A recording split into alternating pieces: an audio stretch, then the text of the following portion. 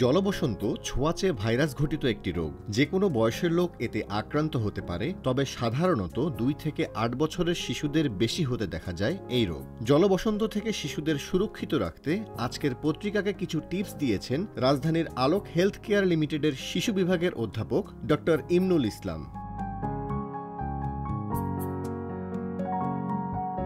কিভাবে জলবসন্ত রোগ ছড়ায়? রোগীর সরাসরি সংস্পর্শে এলে, রোগীর থুতু, হাঁচি ও কাশির মাধ্যমে, রোগীর ব্যবহৃত সামগ্রীর মাধ্যমে, গর্ভাবস্থায় প্রথম 3 মাসের মধ্যে মা আক্রান্ত হলে গর্ভজাত শিশুও এ রোগে আক্রান্ত হতে পারে। প্রসবের 1 সপ্তাহ আগে ও পরে মা এই রোগে আক্রান্ত হলে নবজাতকেরও রোগটি হতে পারে। রোগটির সুপ্তকাল অতিক্রম করে প্রথম দিকে জ্বর 100 থেকে 106 ডিগ্রি পর্যন্ত ওঠে। ক্লান্ত লাগা, মাথা ব্যথা, অরুচি ও বমিভাব হতে দেখা যায়। তবে 1 বছর বয়সের নিচের শিশুদের প্রাথমিক এই লক্ষণগুলো সাধারণত দেখা যায় না। এক্ষেত্রে সরাসরি প্রথম দিনেই চামড়ায় র্যাশ বা লালচে দাগ দেখা যেতে পারে।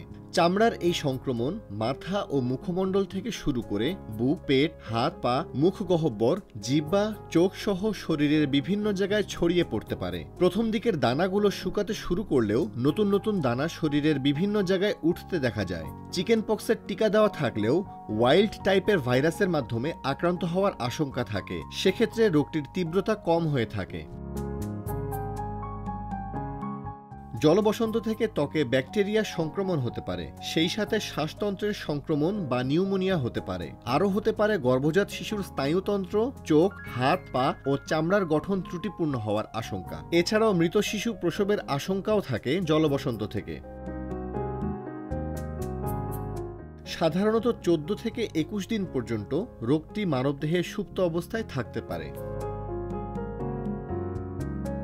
কুসুম গরম তরল খাবার সহ স্বাভাবিক যে কোনো খাবার পরিমাণে অল্প করে বারবার রোগীকে খাওয়াতে হবে। জলবসন্তে ব্যথা হলে প্যারাসিটামল জাতীয় সিরাপ দেওয়া যেতে পারে। চুলকানি হলে অ্যান্টিহিস্টামিন জাতীয় ওষুধ অথবা ক্যালামাইন লোশন শরীরে ব্যবহার করতে হবে। মুখগহ্বর সবসময় পরিষ্কার পরিচ্ছন্ন রাখতে হবে।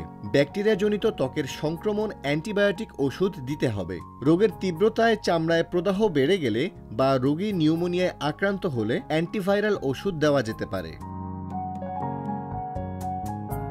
চিকেন পক্স ছোঁয়াচে হওয়ায় আক্রান্ত শিশুদের সুস্থ শিশুদের থেকে আলাদা রাখতে হবে। পক্সের টিকা দিয়ে এ রোগের বিরুদ্ধে দীর্ঘকালীন প্রতিরোধ গড়ে তোলা সম্ভব। 9 মাস বয়সের পর থেকে এই টিকা দেওয়া যায়। এছাড়াও যে কোনো টিকা বিশেষজ্ঞ চিকিৎসকের পরামর্শ নেওয়া উচিত।